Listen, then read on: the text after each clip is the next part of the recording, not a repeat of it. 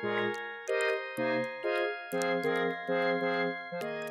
YouTube, I'm Tactical Fork, and today, finally, I want to share my impressions and thoughts regarding the Battlefield 2042 beta. Although the beta is now long over, it deserves some discussion based on what was shared with the community during its 4-day window of public playtest. So let's dig in and go over what I thought worked well, what needs some work still, and what I think may require a significant overhaul altogether. Before we get into any of this feedback though, I want to make it very clear that I enjoyed my time with the beta. Bugs and any issues aside, it felt absolutely incredible to participate in the new Battlefield content. I also want to mention that I am not a novice to the franchise. I have been playing Battlefield since Bad Company 2 and have put in hundreds of hours on every big title since then. This isn't a flex or meant to gatekeep opinions in any way, but I think it's important for you as a viewer to understand that I have history with Battlefield, and that has influence on my opinions that I'm sharing here today. And if you end up enjoying this video, I encourage you to give it a like and maybe even subscribe to the channel. I also stream live over on Twitch every week. The link to my channel is down below in the video description. So, first and foremost, let's talk about the fact that this was a beta. DICE has not historically had the best track record with beta performance, but there is also a vocal contingent of players, veteran and new, who do not always understand how beta development works. Luckily for us, DICE shared their beta development workflow in a recent Battlefield briefing post on the game's website, and it states the following.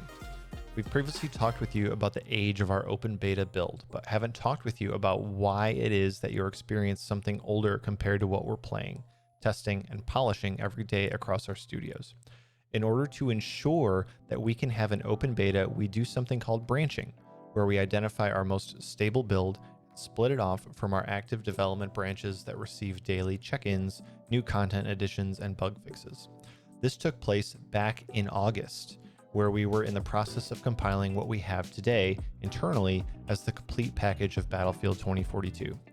Branching allows us to strip out all of the unnecessary systems, content, and mechanics that are still under various forms of testing and polish up what you sometimes hear referred to as a vertical slice of the game.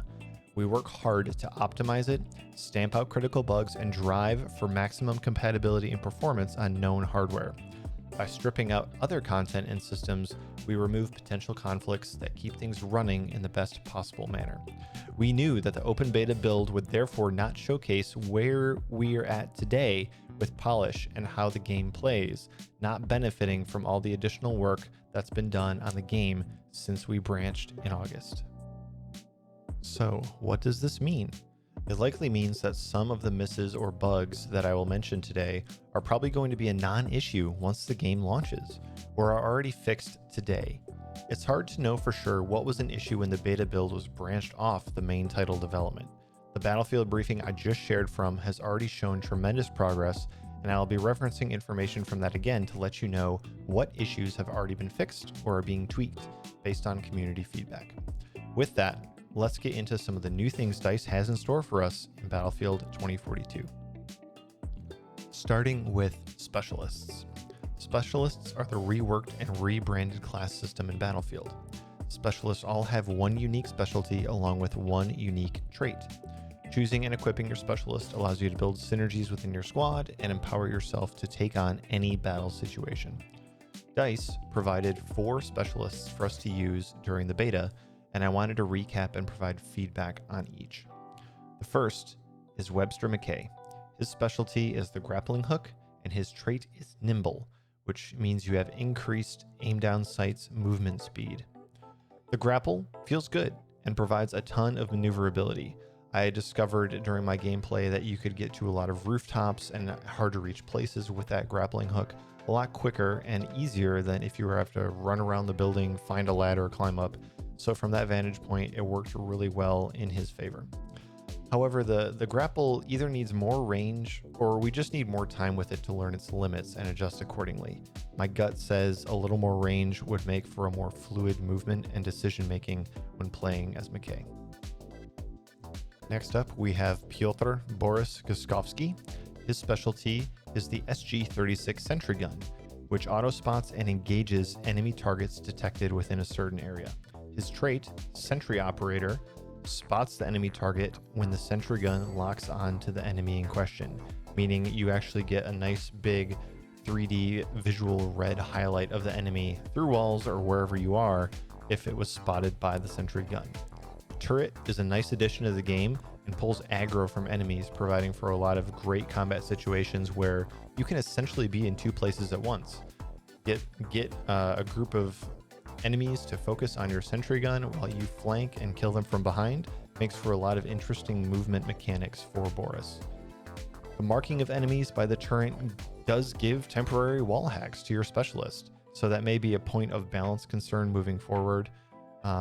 Trying to balance that perks to combat this particular trait. And that goes for a lot of other specialists too, even ones that we didn't have access to in the beta. But if you want to, check out the link in the corner for DICE's recent reveal of the remaining specialists for the game. After that, we have Maria Falk. Her specialty is the S21 Surette pistol, which fires a syringe at friendlies to provide healing. If fired at an enemy, the syringe will do damage. Her trait is Combat Surgeon, which allows the player to return downed allies to combat with full health when reviving. Even with the Healy pistol and Surgeon buff, the reality that anyone can carry around a medic crate for healing makes this specialist less desirable than others, in my opinion. The revive to take advantage of Surgeon buff is not a guarantee. Most times when I was attempting a revive in the beta, I was more likely to continually kit switch than actually res my teammate. So I think there's some pretty big balancing issues here with Falk, and the fact that any specialist could currently carry around a medic crate just made the idea of healing really a non-essential component to a particular specialist. So I'm sure there were plenty of people that could really focus on playing Falk and get in tune with what she can do. But I just felt like based on the gameplay, maybe it was the map, maybe it was the lack of other specialist variety, but she just seemed to me to be the least enticing specialist to equip while I was playing. And finally, we have Wickes Casper Vandal. His specialty is the OVP Recon Drone, which spots nearby moving targets and can disorient enemies by using an EMP blast. Can also be used to designate targets for lock-on weapons, which we didn't have access to in the beta, but I'm looking forward to seeing that. The trait, which is the movement sensor, alerts the player to approaching enemies, both while boots on the ground and when piloting the recon drone. The recon drone is a nice addition and provides great perks when used appropriately. I can see this being super useful in Hazard Zone now that we've seen a reveal of that. And the movement sensor is also very nice, but the UI could do with some scaling or something else to make it less obtrusive, especially when there is no enemy presence. Even when you're running as a specialist and there's no one nearby, you always have kind of this like cyan bubble at the bottom of your screen, which can be a little distracting. I'm sure over time you'll get used to it. Players will come accustomed to whatever specialist they happen to be. But during the beta, I just kind of found it distracting. Like maybe there's no indicator until there's an enemy nearby. That might be a pretty good change for Wickes. Overall, I still have to formulate a lot of opinions about the specialists, especially given the recent reveal of the remaining specialists that we didn't get to play during the beta. One of my overall kind of concerns for them is that they all looked the same in the beta, regardless of what side you were playing on, US or Russia. So there were already some UI issues with how either friendlies or enemies were getting notified to you in the UI on screen while you were in game. And it was just kind of hard to tell, like, is this a friendly Boris specialist or not? Everything looked the same. There was no real differentiation of team other than like the indicator above their head to tell you this is an enemy.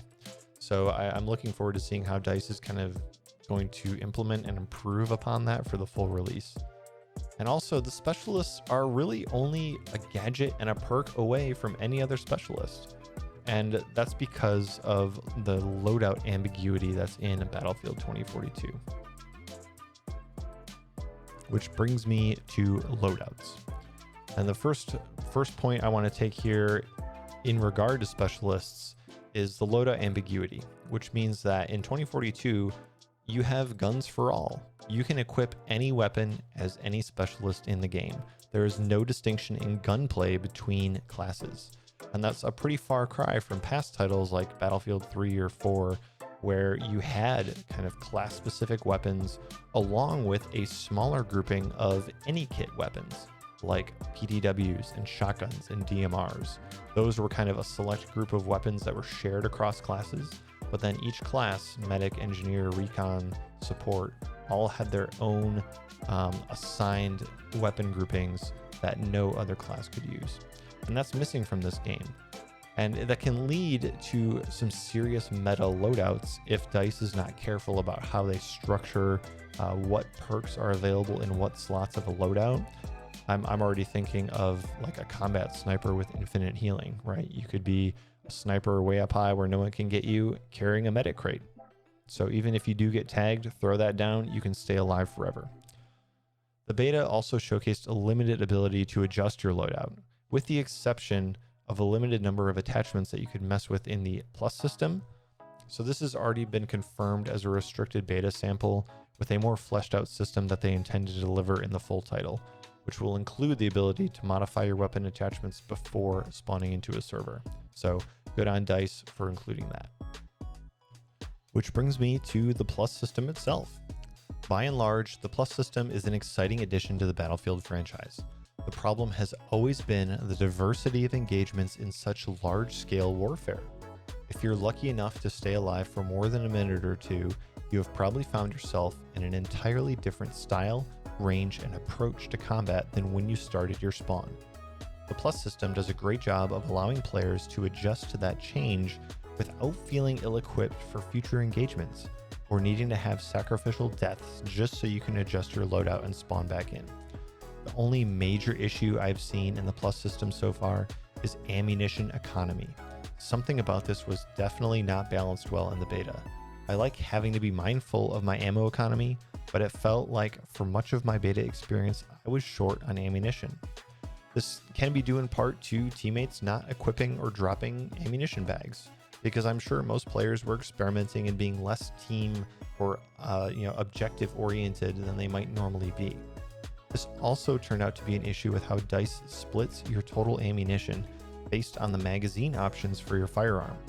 For each magazine type that appeared in the Plus system, a portion of your total overall ammo was taken away and assigned to each of those magazine types, leaving many players short of ammo for the type that they actually wanted to use.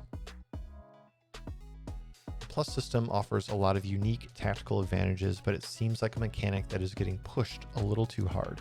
Honestly, I enjoyed changing my optics from time to time and even an underbarrel attachment a time or two, but the current implementation, which includes that big hit to ammo economy, seems just too presumptuous of DICE for me.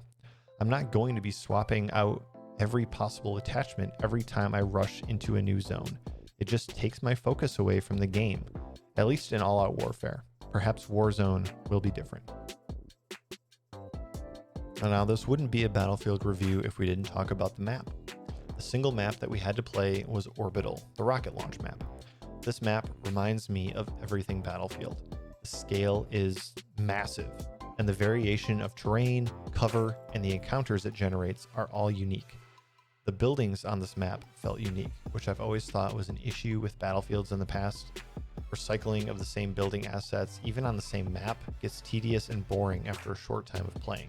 We'll see if this holds up or if it holds true once we get the full map pool at release, but I'm hoping that DICE has included enough variety that you're not getting kind of whitewashed in the architecture of the maps for each one. So I appreciate variety, DICE.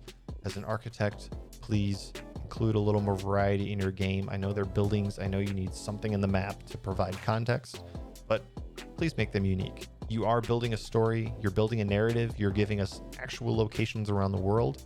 So let's try and, be a little more consistent with the architecture you introduce into it as well. The mobility on a large map can be difficult. Lack of ground vehicles seemed to be an issue in my matches from the start. I did not notice any vehicle spawns in specific objectives or sectors, but only in the HQ. And even then, the number of ground vehicles available seems small compared to the number of jets and helicopters flying around everywhere. This could have also been due to the bugged call-in system. I swear, every time I tried to call in a vehicle or the robot dog on my location, it never actually came through. Could have been me, could have been the game, I don't know. But vehicle spawns are something that DICE has actually already addressed in their briefing, and they are going to be upping the number of ground vehicles for the main title. So thank you for listening to that feedback, DICE. Looking forward to more tanks on the ground. And it wouldn't be a Battlefield game, at least in recent years, without some Levolution. The Levolution event I was fortunate enough to interact with was the Storm, as it spawned in on a couple of my matches. But boy, was this a game changer for the entire server. This was likely due again to the beta hype and players just having a blast in the Battlefield sandbox. But all notion of conquest capture went out the door if there was a storm that players could reasonably get to. I mean, half the lobby had to have been getting sucked by this thing and floating around in the air. I'm hopeful that this will cool off a little once the game releases and players get used to the mechanic, perhaps even to use it to their own tactical advantage to turn the table on the enemy team. We'll have to wait and see. And on this map, the one game mode that we had available to play was All Out Warfare Conquest. Breakthrough is also a part of this game mode, but was not in the beta. And then the other two arms of 2042, which are Portal and Hazard Zone, were also absent from the test. Conquest is based on the ticket system, which works like a reinforcement or respawn counter. The more enemies you kill, the fewer tickets they have. Additionally, the more zones and sectors you capture, the more you drain the enemy's ticket count. Conquest, with 128 players, felt great. The sector captures make sense at such a large scale and do a good job to increase focused capture attempts at individual zones in order to capture the entire sector. The sector format provides new opportunities for gamers to decide how they want to play the game. Do you like to roam the whole map during a match? You can hop from sector to sector and attack whatever isn't yours. Maybe you want to focus a bit more on a single sector which has multiple capture points. You can become the king of that zone and make sure you don't lose control of an important area on the map. Or maybe you just really want to break out your armchair, sit back, and snipe every enemy head that comes onto a single capture point.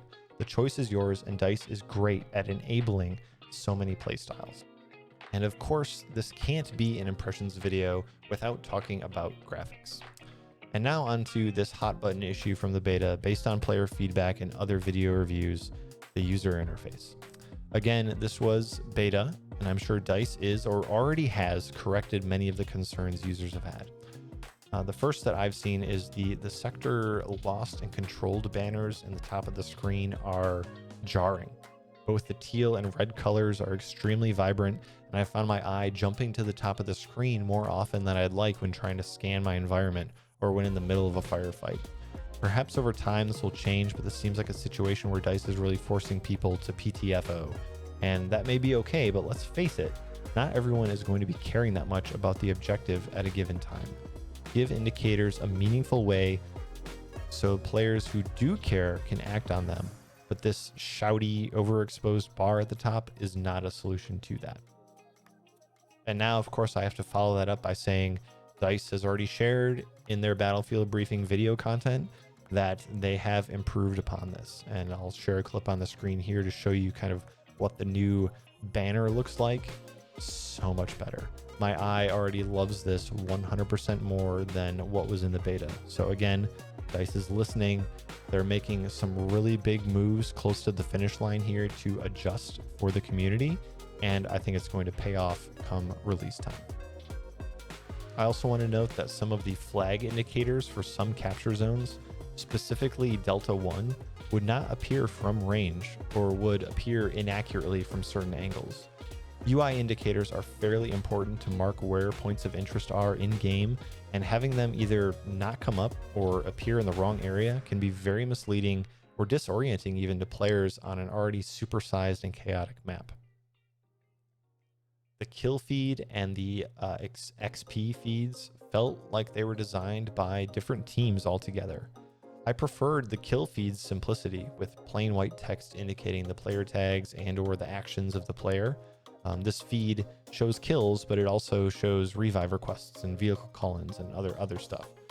The XP feed has this semi-transparent white box around each value, contradicting the clean approach on the other side of the screen. Whichever it is, DICE, please just pick one. And again, following this up to share with you a clip from a recent video released by DICE showcasing some of the improvements they've made to this. I will say it looks better. I still wish that there were some things in different parts of the screen, but by and large, I think this is an improvement from where it was in the beta. And yet another gripe from the beta that has since been fixed or debunked is the compass at the bottom of the screen. I always felt when I was playing in the beta that the compass should appear constantly at the bottom of the screen, or at least have the option to. This is a great wayfinding feature and also extremely helpful for callouts of incoming enemy fire when communicating with squad mates. Since the ping system was generally pretty broken in the beta, I found the compass helpful, but mildly annoying that I had to ADS to get to it every time. And for as long as Battlefield has been around and been a team-oriented game and had a revive mechanic in it, I'm surprised I'm still having to talk about the UI for medics. When playing as Falk, and this is probably another reason I cared least for this specialist, it would be fantastic to have an indicator of who actually needs healing. Never mind trying to track the movement speed of your teammates to actually get off a successful shot with a Surette pistol, but man, it's your guess at who actually needs health. There was not a clear indicator of that or for revives. That was the other issue I saw, and that's a mechanic that's already been solved in past Battlefield titles, is that when you were downed and in that bleed out screen, you were able to see teammates who were in close proximity to you that could revive you. It appears that when you're in the downed UI, there's no existence of other UI elements at all. You're laying there on a screen watching yourself bleed out, and you have no idea what's going around you. There were, is the person 2 feet away from you an enemy or an ally? You don't know if they're fighting to get to your position to revive you, or if your closest teammate is a quarter mile away. So DICE, if you haven't already, please work on this. This is something you've done in past titles that I feel like should have been an easy, copy paste re-implement for 2042, even in the beta. I know it seems like a downer to finish off this video with a handful of criticisms, but I want you to know that my criticisms are meant to help. I care about the Battlefield franchise and its success, and I hope that the things I've mentioned, whether because of this video or not, can help improve the experience for everyone. And with that concludes my comments regarding the beta. I know that there's been a ton of information coming out in the last week or so with kind of new details and some of the stuff I've shared about the fresh look at the UI changes and updates to the game that they've been making. And this is all so very exciting. I cannot wait. Jump in November 12th for early access, November 19th for the full game release. I look forward to seeing you all out on the battlefield. Don't forget to like or subscribe if you enjoyed the video. Plenty more Battlefield content coming on the channel later this year. As always, I'll see you guys in the next one.